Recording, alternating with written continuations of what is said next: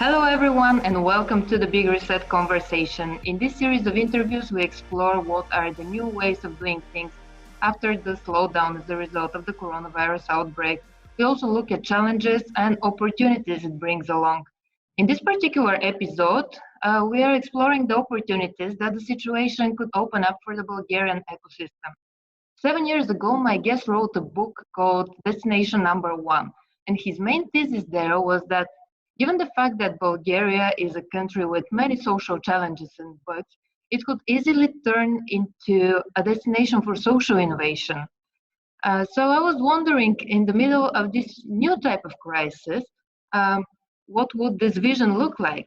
Georgi Kamov, who I've invited, started his career with tackling foreign policy in the state administration, then moved to the social sector and ended up in the business where he is a consultant in innovation and design thinking. So without further ado, hi Georgi, thanks for taking time today. Hi, thanks for having me. How are you doing in these strange times? Pretty good, actually. I think I managed to adapt to some of the challenges. Some of them are new, some of them are old, but as everyone is, I guess, feeling a bit strange and wondering how we're going to continue or whether we're going to continue in the same way as before. So probably sharing the same feelings with many people that listen to us. I guess so, and in a minute you'll share ideas with the people who are listening, and I hope to ignite some and inspire some change with that. So 7 years ago you wrote that book. It was in the middle of a totally different crisis. What does this vision look from today's perspective?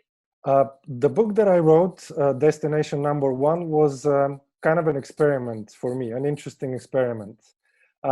I started writing it a few months before the biggest anti-corruption protests in recent memory in Bulgaria, which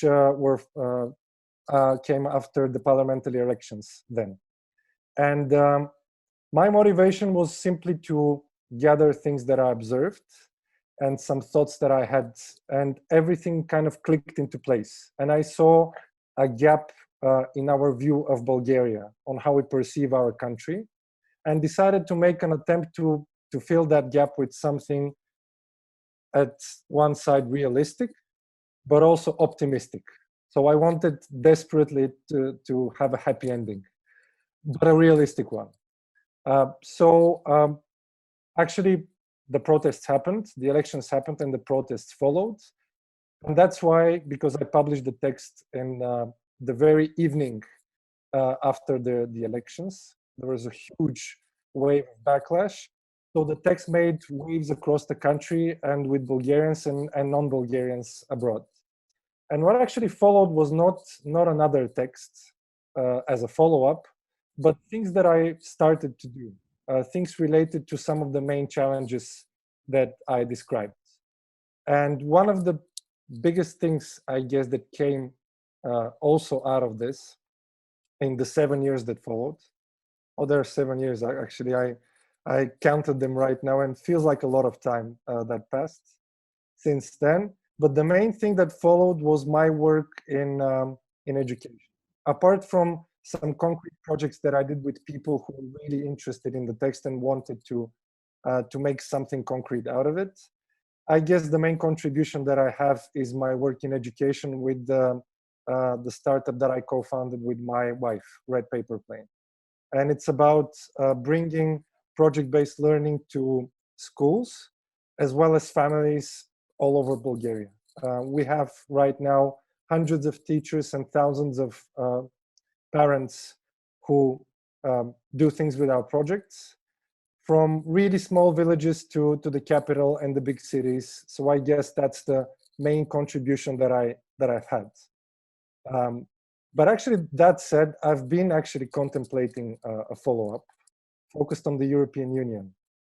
And I outlined most of my ideas in a TEDx talk that I gave to my alma mater, the European Institute in Nice, that I graduated right before we joined the European Union. And the TED Talk is called "How Can We Create a Truly Innovative European Union?" So the basic idea there is that the main role of the EU should be to enable people, communities, companies, social organizations, basically all members of society, to get much, much better at solving problems together. And maybe, who knows, after all that's happened with the EU in the last few years, from Brexit to this outbreak right now, this year might be the one that I publish this follow-up to the text focused on Bulgaria. I'll be quite curious to read it once you publish, so make sure to ping us sometime.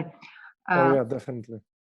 And how have things changed ever since that book? I mean, right now we see a lot of bottom-up initiatives, less top-down ones from the position of the state.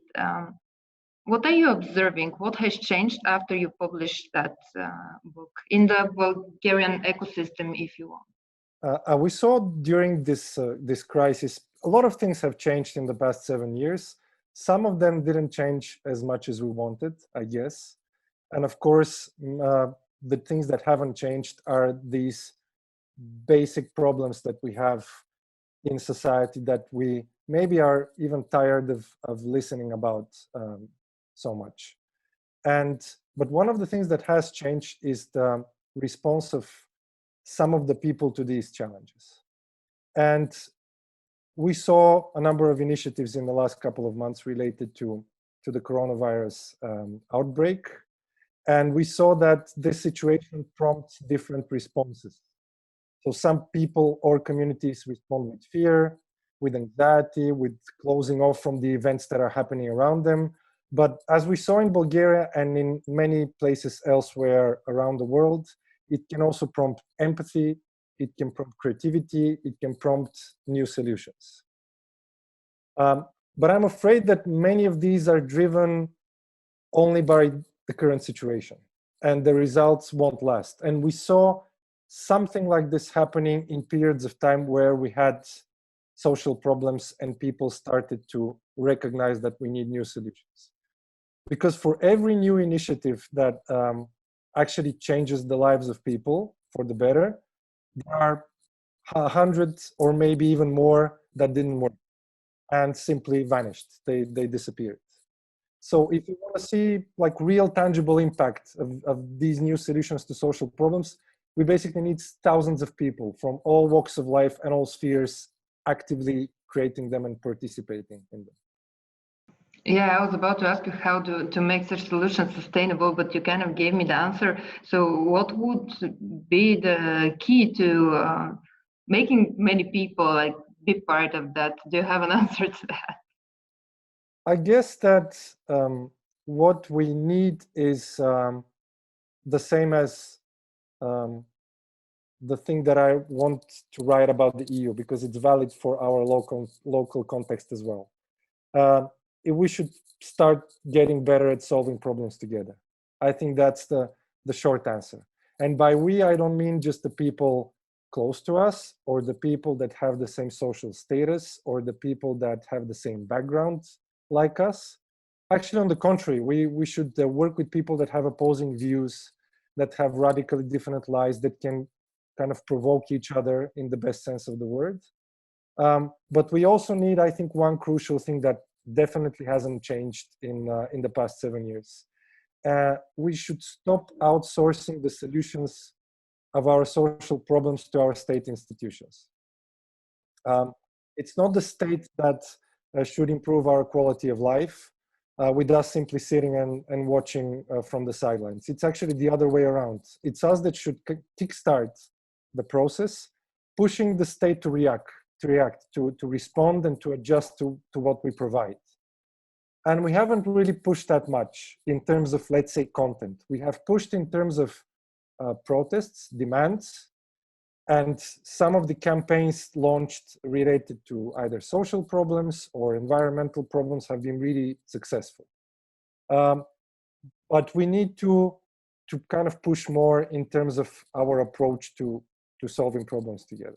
I remember in the book, which I read recently again, you compared the state to a newly founded, no, not a newly founded startup, but a startup with 6 million users and absolutely no business plan. And I found it quite good comparison.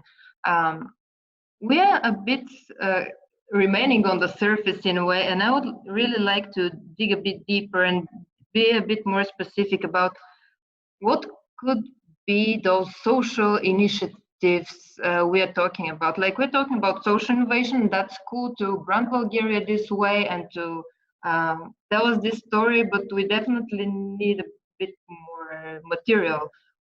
Can we outline like 3 problems or even solutions that we need to proactively push to the state? Have you thought about it?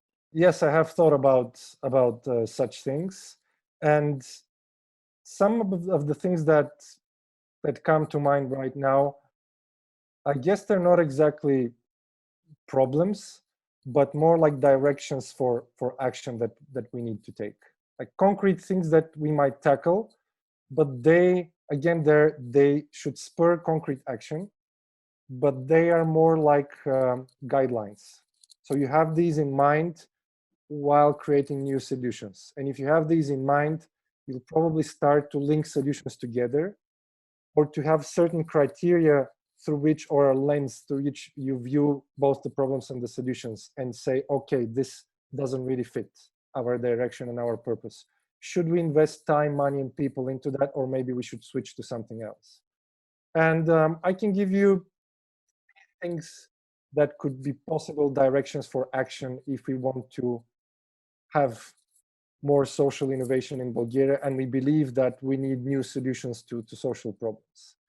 One would be to find ways of helping children, especially 4 to 10-year-olds, parents and teachers, to actually apply those famous 21st century skills that we read and listen so much about right here, right now. Actually, even in spite the education they receive and the environment they live in. And I mean both the social and the natural environment. So despite the environment, despite the educational system, can we find ways to provide children, especially in their early formative years of life, with ways to actually learn and apply these 21st century skills that go beyond traditional education? All of those things that will be crucial in their lives. That would be, let's say, number one. With Red Paper Plane, you're doing things in that direction, exactly right. But I wonder, how do you make something like this, well, not a standard, but mass? Like, how do you make it available for more people and make more people join that? We have thought about that, definitely. And one of the ways to do it is first actually to ask yourself, do we really want to have this applied in every school, in every family, with every child? Is this first realistic? And second, do we actually need that?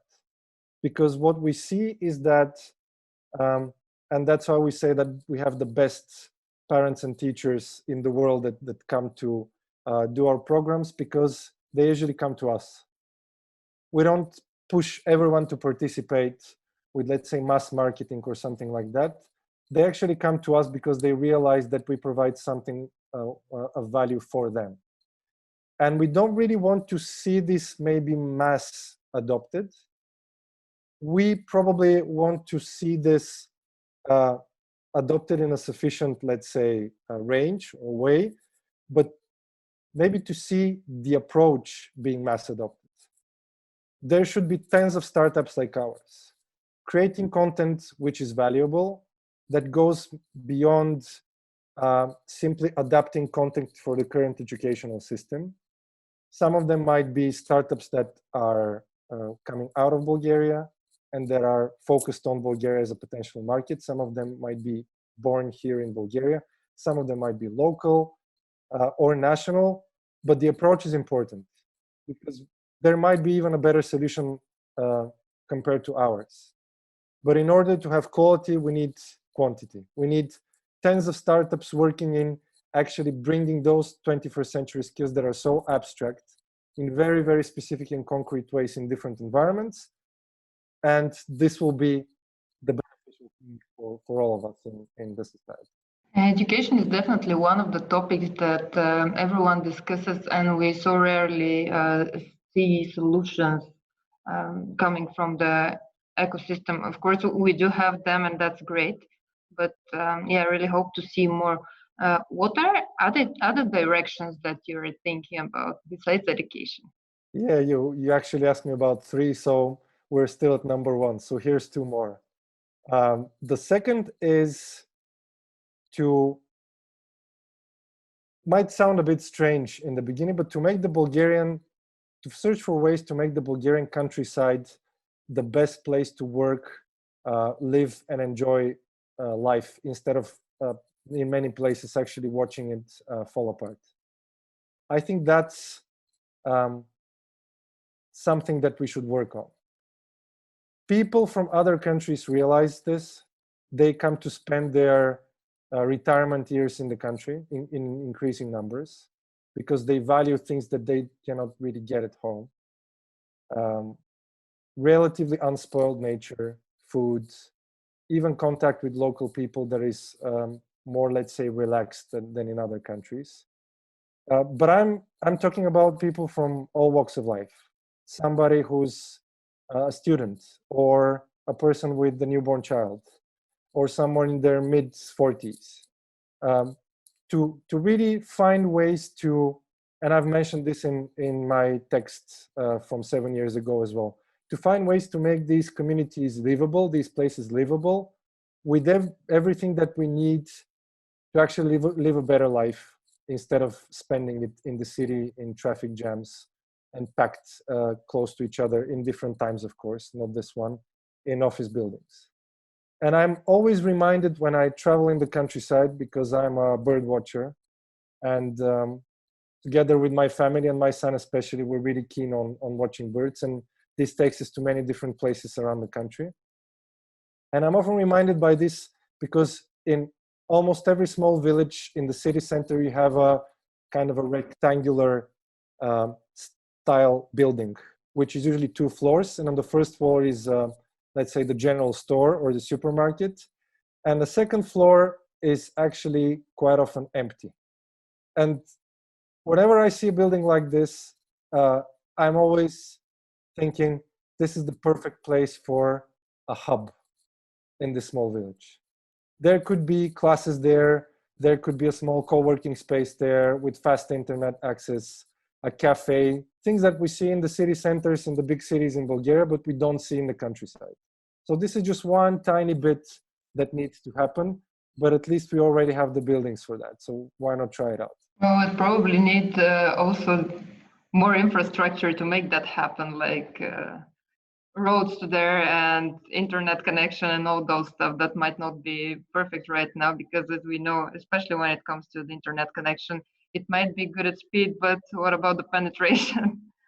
So third direction. Third direction would be to shift a bit from the countryside and move to our cities. And the third direction would be, and the good thing is that we have, again, examples about that as well, as we do about the second challenge, but there's simply not enough in terms of quantity, is to find ways to actually interact each other and solve together with each other and solve problems in our cities that go beyond our immediate needs. And by immediate needs, I mean, I need a place to stay, I need to live, I need a place to work, I need a place to shop, and these things are really well covered in our cities, sometimes more so than other, I guess, more basic needs. And there is something that, like it's a fancy scientific term, but I like it because of its meaning, not because of the term itself, and it's called social cohesion. And it's about the ability of members of society to interact with each other and to cooperate and live together, not only to prosper, but also to survive. So social cohesion is important not only if you want to develop ourselves and our societies, but also to survive. And in this current situation, we kind of see whether we have good social cohesion or bad social cohesion in Bulgaria with lockdown measures.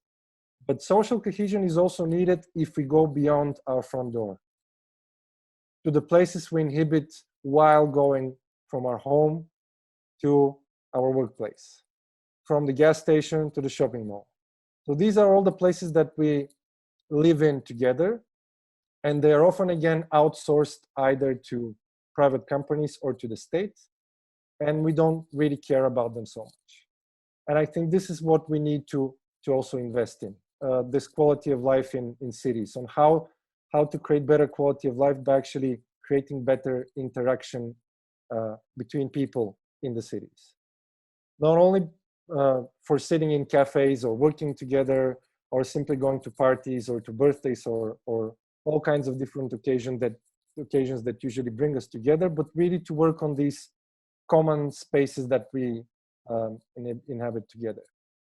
So this would be my number 3. Can you give an example of something in that direction, an initiative? There are lots and lots of local examples. For example, vegetable gardens in between big apartment blocks, or people who have gathered together to clean up a space, or people that have gathered together to plant flowers on the street and the boulevard that is simply occupied by cars or by parking cars, or people who actually create apps in which we can share problems in the neighborhood.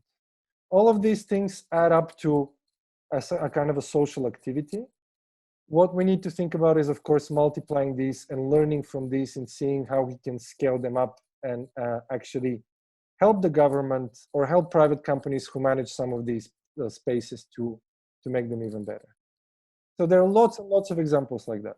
I was actually willing to ask you, because building innovation and creating something that will last for longer and people won't, like, it won't disappear in a couple of months, requires sustainability, also financial sustainability and capital and investment. And in this regard, if we shouldn't be expecting the government and the state to finance that, how can we include the private sector more? And I'm speaking here of more like particular measures and first steps, even corporates with their CSR programs could take, or why not creating separate investment vehicles for startups in these and that directions? You definitely need investment to scale social innovation, and it's great to see the startup. It's not even a sector, let's say a sphere, because it includes many sectors as a really active part of our business life. And what we would like to see, of course, is to have a similar thing, either a similar thing for a more socially oriented projects, or actually building these social elements in the startup sector itself. Because one approach would be, let's separate on one side business innovation and put on the other side social innovation and see how they figure it out separately. Another thing would be, let's see how we can infuse more this lively startup sector by actually making every startup that is born in existence, what's your social take on what you're tackling? And by social take, I don't mean something that big companies usually do, like kind of a social debt, meaning we do whatever we do, but we will somehow balance it or mitigate it with a fancy CSR initiative. Or a startup that says, okay, we're focused on a certain platform that we're building that is going to tackle a certain problem, and we're kind of not having any social angle. Everyone has a social angle. Even the domain provider you're using or the project management system you're using could be important in social innovation. Because if it's a company that has data servers, for example, using fossil fuels, and they should know that if they're a reputable company, is a worse choice than a company that uses sustainable energy for that. So even those things that remain totally hidden for most people in the background could play a role. But of course, in Bulgaria, we have, I think, a different problem with business, and it doesn't only, or mostly doesn't only concern startups. How can we talk about, let's say, the social purpose of companies when so many of them are in the gray sector of the economy? Because when we are talking about businesses and startups, we kind of forget, for example, about this huge startup period in the 90s, in which many, many startup companies were born. But we all know what kind of businesses they were in, and some of them are still in, not as startups. But in terms of definition, they're still startups and they're businesses. So if we ask them about their social purpose, for example, they could say, yeah, we're kind of important for people because we provide jobs. And of course, each company provides jobs. And they will be right. They do provide a social purpose for some people because they provide jobs. But when we scale them, if you have a kind of a scale of social purpose, the damage they do is infinitely bigger than their social purpose, because they could provide jobs for 50, 100 people. But first, what kind of jobs do they provide? And second, what is the damage they're doing while providing these jobs? So I think that in order to have a good basis for social innovation, this is something that people don't often talk about, but is really, really important. Because especially in the local environment in Bulgaria, in many municipalities or small villages, you have a couple of people that run the whole show. And they have dozens of companies behind them. And one small startup going there and trying to make a difference won't make much of a difference. So I think this is something that we should think about when we talk about companies. Yes, investment. Yes, much better CSR programs. Yes, much more social startups with a social, let's say, twist. But also companies that simply have this position in the economy, putting them in the gray, in the 50 or even more shades of gray they're in. Yeah, but how do you tackle this problem? This is an issue for even a separate interview or a talk won't suffice. We need lots and lots of time to discuss this, but I promise to discuss this in detail if you invite me, of course, later along the line. Sure, I'd love to.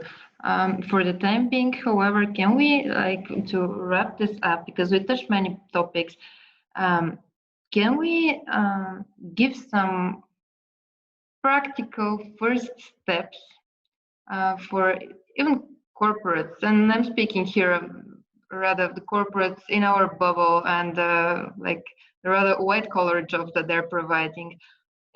What are the first steps practically that they can take in order to ignite social innovation to support that?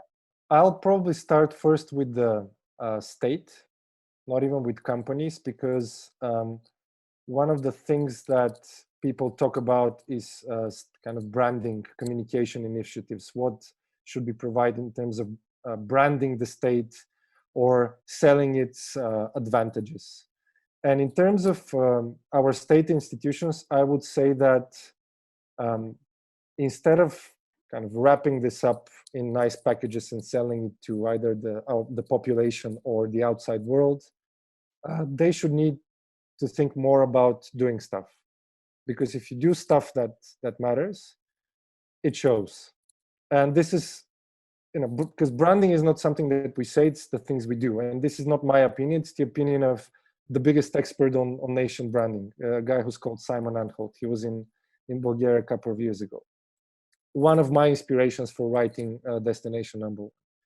And he talks and does things related to being a good country, meaning caring for your own citizens, but also caring for all people and all challenges that we face.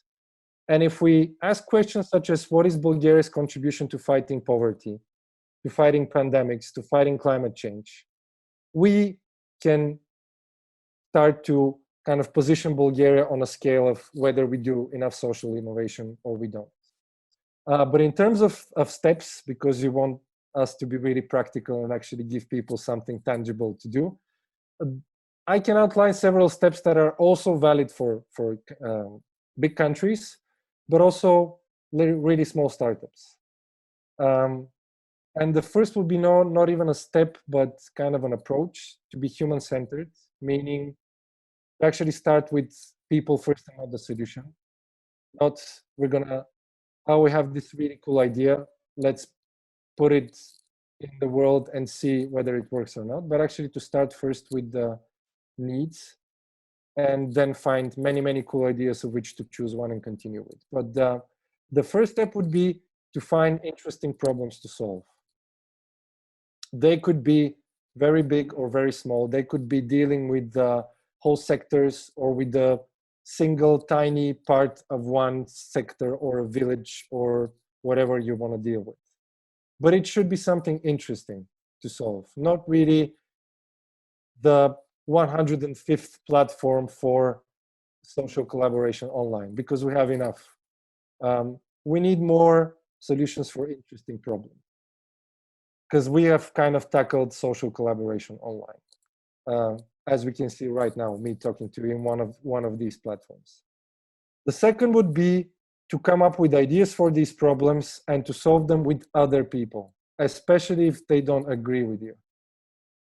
So not to try to solve them with your peers or your like-minded people, and deliberately search for people who don't agree with you and try to create a solution together with them, or at least include them as a crucial part of the process, because they will provoke you to come back to this original approach of finding an interesting problem.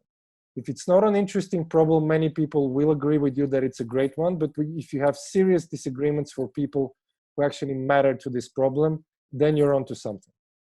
And you might change, you might come up with ideas together with them, but then this kind of ensures, at least more than other approaches, that you will have a really good idea to move forward with. The third step would be, of course, to make this idea happen and to hopefully repeat this 1 more time, 5 more times, or even 10 more times. Not on your own, because we have many, many entrepreneurs who are really proud of having 5 or 10 companies behind them as failures, but actually stimulating people, because you will find other interesting problems along the way, stimulating other people to have a go at them, to try to solve them. So, and you shouldn't, repeat this 5 or 10 times yourself, but you should at least participate and help other people to try this out. And then the last step would be to find ways to actually test this, either all over the country, if you have a social startup, or if you're tackling a specific problem outside of the country or in a different sector. See which of these solutions are really valuable and try to scale them up, because you'll benefit more and more people. You can scale, if you have a small thing that you're working on and it concerns a particular, let's say, region in Bulgaria, find ways to move it to another region. If you're tackling something related to food, try to tackle it in terms of, let's say, transport. Find ways to play with these ideas and to see if they work in other contexts. And by doing all of this, we create lots and lots of things. And that's the main thing. If we have a lot, then we can, from this a lot, we can choose these things that actually make a difference.